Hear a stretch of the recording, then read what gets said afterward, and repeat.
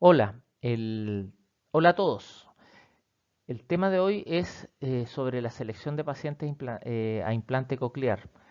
Esta presentación está basada tanto en el documento GES de guía clínica, que lamentablemente no tiene actualización y corresponde al año 2008, y a la guía de la ley Ricarte Soto, que ya está en su tercera actualización y corresponde al año 2019.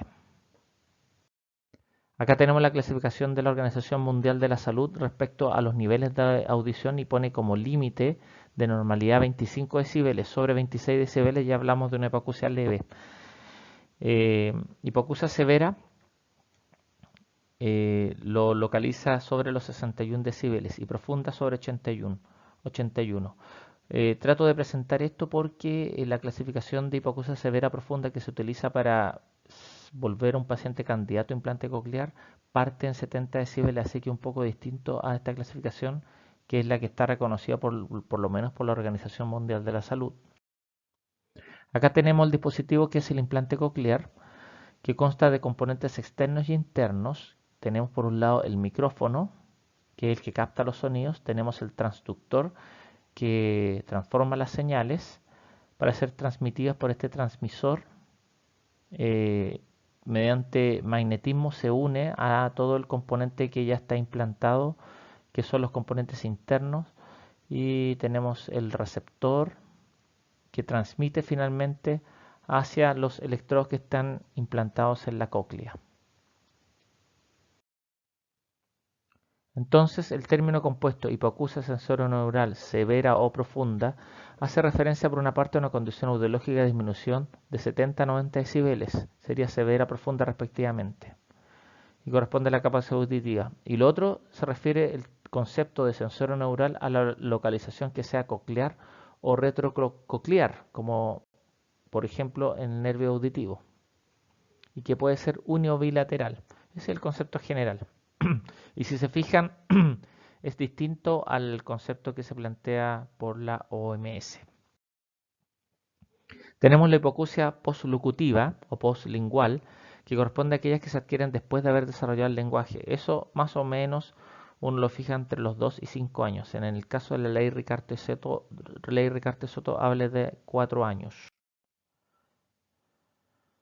El implante coclear es por lo tanto actualmente una alternativa audiológica recomendable para todos aquellos casos en que los audífonos no brindan estimulación auditiva completa para los sonidos del habla. Requiere obviamente siempre de la rehabilitación auditiva especializada, lo que debe ser llevado a cabo por un completo equipo de especialistas con plena colaboración y participación de la familia del implantado. Es un todo. Entonces, finalmente, podemos decir que el dispositivo implante coclear se recomienda en personas con hipoacusia sensorineural bilateral profunda de origen coclear que ven escasa o se ven escasa o nulamente beneficiados con el uso de audífonos. Para el implante coclear, Ley Ricarte Soto, lo que les comentaba, año 2019. Es una hipoacusia sensorineural bilateral de 70 decibeles o más. Y obviamente siempre fijándose en eso, promedio PTP de calculando en 4 frecuencias, siempre. Sin beneficio con el uso de audífonos. Usando audífonos, ¿eso qué significa? Usando audífonos presenta una discriminación menor al 50% en la lista de bisílabos. Eso es lo otro importante. Acá habla del campo libre, pero no lo usamos nosotros. O es una hipoacusia sensoroneural profunda bilateral en personas mayores de 4 años. Entonces tenemos el caso de hipoacusia sensoroneural profunda bilateral, o sea, nivel de audición mayor de 90 decibeles, o alguien que esté en 70 decibeles, por ejemplo, 4 frecuencias, pero que la discriminación es menor al 50%. Ojo, ahí tenemos otro candidato. En el caso de la ley GES, que son niños prelinguales, se habla de niños de 25 meses a 17 años con hipoacusia sensorineural severa a profunda, 70 o más decibeles que hayan alcanzado un estancamiento en el desarrollo de sus habilidades del lenguaje. pese al adecuado uso de audífonos bilaterales, o bien que el reconocimiento de palabras sea igual o menor a 30% con audífonos bilaterales bien acondicionados. En niños muy pequeños esto es bien difícil de determinar, pero así está escrito en la guía. Estos criterios anteriormente mencionados eh, requieren además de criterios audiológicos. Por ejemplo, el uso de potenciales evocados auditivos de tronco cerebral en caso de los niños que no se les puede hacer una audiometría, audiometría tonal, audiometría de campo libre, logoaudiometría, impedanciometría. Y un apoyo con imagenología, con escáner y resonancia magnética. ¿Por qué? Para asegurar la indemnidad de la cóclea. ¿Qué pasa en el caso de la implantación de la hipoacusia sensorio-neural severa profunda prelingual? Eso sería GES. Por ejemplo, tenemos niños. Acá, ¿cuál es el concepto principal y que lo tenemos claro hace tiempo? Es más crítico el momento de la implantación. Por lo tanto, por eso que les voy a presentar los rangos de edad que presenta la guía GES, que se refiere a que estamos un poco, no un poco, bastante apurados en tener que implantarlo lo antes posible, y eso implica tener que detectarlo lo antes posible. Niños entre 0 y 3 años. Lo siguiente, la plasticidad. Sabemos que la plasticidad neuronal que existe en esta etapa permite un desarrollo auditivo y lingüístico muy similar a los procesos que se producen naturalmente en normoyentes. Por lo tanto, podemos trabajarlo a través del implante. Acá se explica este trabajo de que se estudió la evolución de niños con sordera de duración media de 1,5 años y que fueron implantados a la edad media de 2,3 años. Aquí se afirma que hubo reconocimiento abierto de la palabra hablada. Los resultados obtenidos fueron mejores que los obtenidos por el grupo de niños implantados a la edad media de 6,1 años. Hubo una gran diferencia en cuanto a la edad en que se produjo el implante. ¿Qué pasa con los niños entre 3 y 6 años? Dice, el hecho de que entre los 3 y 6 años se encuentre en pleno desarrollo la capacidad lingüística aún permite que la estimulación auditiva con lenguaje estructurado no solo se mantenga activa la corteza auditiva, sino que además sean mayores las posibilidades de desarrollar un nivel adecuado de lenguaje. Por lo tanto, entre los 3 y 6 años sigue habiendo chance. Por ejemplo, el estudio de este otólogo famoso español, Manrique, que en un estudio de 98 casos encontró que los mejores resultados que se obtienen en los implantados antes de los 3 años y que solo cuando la implantación se llevó a cabo antes de los 7 años de vida. Los niños fueron capaces de alcanzar los niveles superiores de desarrollo auditivo, lo que posibilita el reconocimiento del habla en formato abierto. La edad es crítica para implantación prelingual. ¿Qué pasa en los niños mayores de 6 años, adolescentes y adultos? Ahí ya estamos con problemas, por lo tanto, es una búsqueda mucho más exigente, criterios mucho más exigentes para poder ser candidato a implante coclear. Dice, sujetos altamente motivados hacia el mismo y con un buen desarrollo del lenguaje en un contexto de comunicación básicamente oral. Si bien no es elevado el porcentaje de candidatos que reúnen estas condiciones, los resultados satisfactorios alcanzados en ellos justifican la indicación de implantación coclear en este reducido grupo de la población. Así que aquí ya nos ponemos más exigentes porque el rendimiento baja ostensiblemente. ¿Qué hay que tener claro por el tema del implante y su rendimiento? El nivel de desarrollo auditivo previo constituye una base significativa para la adecuada utilización y aprovechamiento de la estimulación que aportará el implante. El dispositivo completa y brinda una mejor recepción de los sonidos del habla en relación a la limitada estimulación de los audífonos.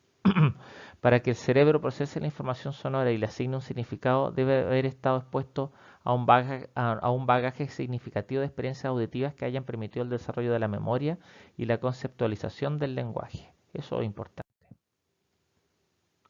¿Qué pasa en el caso de la implantación en hipoacusia sensorio-neural severa a profunda postlingual, que sería el caso de la ley Ricarte-Soto?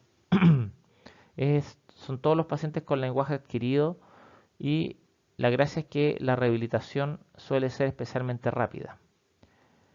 La edad de implantación puede extenderse hasta los 80 años sin cambios estadísticamente significativos. Interesante. Pero los resultados tienden a ser mejores antes de los 60 años. Los costos del proceso son considerablemente más reducidos en comparación con la intervención en otros tipos de hipoacusia. Por ejemplo, en un estudio de costo-utilidad en España, el año 2003, en un periodo de 4 años, el gasto generado en el proceso de implante coclear en personas con hipoacusia sensorio-neural prelingual es aproximadamente un 24% mayor que en personas con hipoacusia sensorio-neural postlingual.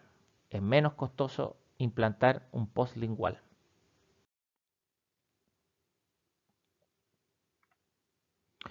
Y lo otro, en el caso de personas cuyo tiempo de duración de la hipoacusia fue igual o menor a 2 años, la percepción auditiva mejora claramente en un corto periodo de tiempo, 6 a 12 meses post-implante. Y por sobre el año posterior al implante se aprecia evolución de habilidades más sofisticadas como escuchar música, reconocimiento de interlocutores. O sea, el periodo que pasa desde que se pierde la audición hasta el momento de implantar es clave también. Por ejemplo, acá en este estudio, menor a 2 años. Por lo tanto, el tiempo de evolución de la hipoacusia debe ser el menor posible. Junto con las repercusiones audiológicas, la hipoacusia sensorio-neural severa profunda produce alteraciones anátomo-funcionales a nivel de toda la vía auditiva. Por eso que tenemos que implantar lo antes posible en el paciente postlingual. ¿Por qué también? Porque estudios confirman que en cócleas lesionadas se produce muerte neuronal en los núcleos cocleares en un 25 a 50% dependiendo del momento de la lesión. Cercano al nacimiento, la repercusión sobre los núcleos cocleares es mayor. Se produce una disminución además de sinapsis en torno al 40%. Por lo tanto, el tiempo premia en los pacientes postlinguales. Born y Rubel afirman que la aplicación de un estímulo eléctrico y su mantenimiento en fases muy iniciales a partir de la desinervación es capaz de prevenir los cambios que se producen en las diferentes neuronas que integran la vía auditiva. En fases más tardías no se ha demostrado la reversibilidad al reintroducir la estimulación eléctrica. Ojo con eso. Bueno, mención especial merece la hipoacusia sensorio-neural severa profunda causada por meningitis bacteriana, secuela frecuente de este cuadro. Independientemente de la edad, el abordaje mediante implante coclear debe ser inmediato, ojalá antes de los 2 meses de evolución, periodo luego del cual comienza en un 70% de los individuos el proceso de osificación coclear. Eso también lo tenemos claro, ¿no es cierto? ¿Qué pasa con el tema de la evaluación técnica por parte del equipo multidisciplinario y que debe ser un equipo multidisciplinario armado para que funcione de manera permanente? Estoy haciendo hincapié en esto porque la idea nuestra es poder formar finalmente este equipo multidisciplinario que funcione de manera permanente para poder implementar los implantes cocleares en nuestro servicio. Por ejemplo, tenemos que tener presente al médico otorrino, al menos dos por equipo de implantólogos. Obviamente hace todo el trabajo clínico, realiza la entrevista inicial al candidato, recopila, ordena y analiza pruebas, informe de evaluación, informa al candidato y su familia respecto a las decisiones tomadas por el equipo. Realiza la cirugía, los controles postquirúrgicos, hace derivaciones y finalmente da el alta formal del proceso de implantación coclear. Tenemos al audiólogo, que puede ser un fonoaudiólogo o un tecnólogo médico. En nuestro caso, fonoaudiólogo, al menos uno por equipo de implante coclear que esté bien capacitado y que realiza las pruebas audiológicas en función de las características del candidato y confecciona un informe de cada uno. Realiza la telemetría intraquirúrgica, que en el fondo es medir las impedancias que se están presentando al momento de ya haber colocado el implante. Con eso uno, en el fondo, al medir la impedancia, pero impedancia eléctrica, ve que tanta hay resistencia o menos resistencia y esa resistencia tiene que ser baja al medir los diferentes electrodos del implante instalado. Participa en la activación del implante, el encendido y las calibraciones y los controles audiométricos posteriores necesarios. Tenemos también al fonoaudiólogo. Al menos uno por equipo realiza la evaluación de funciones auditivas, comunicación, lenguaje del candidato y confecciona el informe respectivo. Monitorea la rehabilitación posterior y orienta al terapeuta de la red local en la ejecución de esta tarea siguiendo un enfoque auditivo verbal. Se necesita un psicólogo y sale acá una tremenda explicación, pero en el fondo, desde el punto de vista psicológico, tiene que estar autorizado y eso tenemos que conseguir de que contemos con un psicólogo permanentemente para poder hacer nuestras evaluaciones. En todo caso, las postulaciones que se hacen, sobre todo la ley Ricarte Soto, nos piden que tengamos informe de cada uno de estos profesionales y por lo tanto el equipo en el fondo ya está andando. eh, Así que en el fondo la idea es que esto quede más consolidado. Obviamente un anestesista, un radiólogo que realiza los exámenes imagenológicos y confecciona los informes, que eso es clave. O sea, saber si hay presencia de nervio auditivo, si está bien formada la cóclea, cómo está la neumatización, si hay celdillas que son infrecuentes y que puedan un poco desorientar la zona de implantación. El tema del neuroradiólogo es clave y por ejemplo yo me di cuenta que en el Barros Luco, y eso podríamos también desarrollar nosotros, los otorrinos trabajan muy codo a codo con el neuroradiólogo. Nosotros tenemos una lejanía importante. Yo no sé si existe la posibilidad que empecemos a tener un acercamiento, porque es súper importante que ellos sepan qué es lo que nos interesa como información y ellos van a hacer hincapié en qué informar.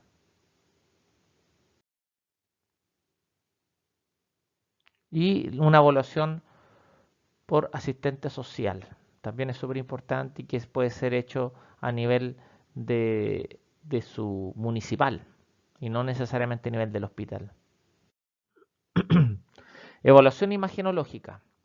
Súper importante que tengamos una mejor comunicación, una mejor cercanía con el neuroradiólogo. El ejemplo que les ponía yo, que estoy haciendo esta capacitación en el Hospital Barros Luco, es que ellos trabajan muy estrechamente con el neuroradiólogo, hacen reuniones clínicas imagenológicas y discuten todos los casos clínicos, por ejemplo, de cuello, de oído, y están con el neuroradiólogo presente ahí para que él dé sus opiniones. Yo el martes pasado tuve la oportunidad de estar toda la mañana con el neuroradiólogo, me mostró exámenes reales que tenía que él informar de oído, de cuello, eh, y fue muy bueno, y de cabezas perinasales, y fue muy interesante el haber estado ahí presente y opinando también desde el punto de vista clínico. Bueno, evaluación imagenológica. Escáner de la cóclea, un escáner de oído con cortes finos, eh, y será compatible con un implante coclear siempre y cuando se observe una cóclea en condiciones aptas para la inserción del electrodo. Hay dos elementos, yo no les puse ninguna imagen, pero hay dos elementos súper importantes de buscar en el escáner, y eso lo busca el neuroradiólogo, es ver en un corte axial que se vea de una dimensión adecuada eh, el CAI, que es por donde entra el nervio auditivo, que tenga una amplitud suficiente en torno a los 8 milímetros. Y lo otro es poder visualizar la cóclea, obviamente ósea, que tenga sus 2,5 vueltas normales. Y en casos especiales como antecedentes de meningitis, traumatismo, otitis media crónica, otosclerosis, TC alterado o ausencia de umbrales tonales medibles, es recomendable complementar sí o sí con una resonancia magnética. Y esto dará cuenta de malformaciones o agenesis del nervio auditivo, entre otras cosas. Si a través de las imágenes se detecta imposibilidad o gran riesgo de implantar, la evaluación no se continúa y el médico otorrino debe citar al postulante y a su familia para comunicar los motivos de la decisión. Entonces, las buenas condiciones estructurales para el implante serán entonces las condicionantes que darán paso a la evaluación audiológica completa. Evaluación audiológica: se deben realizar los siguientes 5 exámenes. Impedanciometría, obviamente tienen que haber curvas A bilaterales.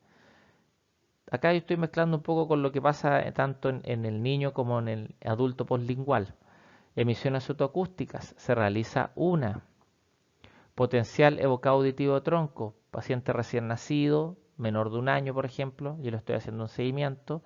En este caso deben realizarse 2 potenciales auditivos, al menos uno de ellos luego de 6 meses de vida. ¿Por qué? Por la mielinización completa de la vía auditiva. Por lo tanto, el requisito es 2 potenciales auditivos, uno por lo menos después de los 6 meses de vida. Cuando uno dice que es un candidato a implante coclear, siempre que en ambas pruebas se detecta ausencia total de respuesta bilateral, ausencia de las ondas 1 a 5 bilateral, es decir, que ambos exámenes sean concordantes entre sí. Ahí tenemos las famosas ondas 1, 2, 3, 4, 5, y la 5 es la que más se busca porque es la más constante en el VERA. Una audiometría tonal que curiosamente en la guía GES dice que es realizable desde los 2 años 6 meses, y eso me da un poco me llama la atención porque sobre todo en la parte privada son súper estrictos en que los pacientes solamente hacen la audiometría de los 4 años para arriba. Entonces tenemos 2 años 6 meses, se le podría hacer quizás una audiometría tonal convencional y obtener eh, más de 70 decibeles de hipoacusia, de PTP. Una logoaudiometría que se puede realizar según ellos en el guía GES desde los 2 años 6 meses y al menos una vez por candidato a fin de determinar o corroborar el grado de discriminación auditiva de la palabra. Es compatible con un implante coclear siempre que el porcentaje de discriminación en adultos sea inferior a 50%, perdón, en el oído implantar, y menor a o igual a 60% con el uso de audífonos bilaterales apropiados. En niños, o sea, 25 meses a 17 años, el reconocimiento de palabras sea igual o menor a 30% en ambos casos, al emplear lista abierta de palabras. Todos estos últimos son un poco más dudosos porque poder lograr estos exámenes en pacientes, por ejemplo, lo que yo les decía, menores de 4 años, es dudoso en la mayoría. Por ejemplo, otro examen útil, que nosotros no lo tenemos disponible, yo lo encuentro que es muy útil, pero cuesta mucho realmente encontrar dónde hacerlo, es la audiometría a campo libre. Bueno, finalmente uno dice, la decisión final se tomará en relación a 4 criterios considerándose como determinantes los de índole clínicos, anátomo funcionales, ya lo conversamos, cómo está el soporte familiar, cómo está el soporte social y el factor económico. Criterios de exclusión más actualizados, Ricarte Soto 2019, para el implante coclear. Por ejemplo, imposibilidad de inserción de al menos el 50% de la guía de electrodos en la cóclea, que tenga bastante menos que 2,5 vueltas. Ausencia de nervio auditivo, eso lo podemos ya visualizar con el escáner que les comentaba yo, y uno mide el tamaño del conducto auditivo interno. Lesión del nervio auditivo que impide el funcionamiento del implante coclear. Deprivación auditiva bilateral total mayor o igual a 8 años. Ahí está punto de quiebre o de corte. Evaluación psicológica que no promueva el uso de implante coclear según pauta de evaluación establecida. Evaluación psicológica. Y finalmente, bueno, en el caso de los niños, la vacunación antineumococo y anti-Haemophilus influenza. Eso sería. Quise presentarlo de manera simple. Hay otras publicaciones que tienen mucho más complejidad, hay más disquisiciones, pero creo que eso ya sería una segunda etapa y mi intención es por lo menos ahora habré presentado por lo menos lo que no merece discusión a nivel nacional y que son las 2 guías, tanto GES como de la ley Ricarte-Soto. Muchas gracias.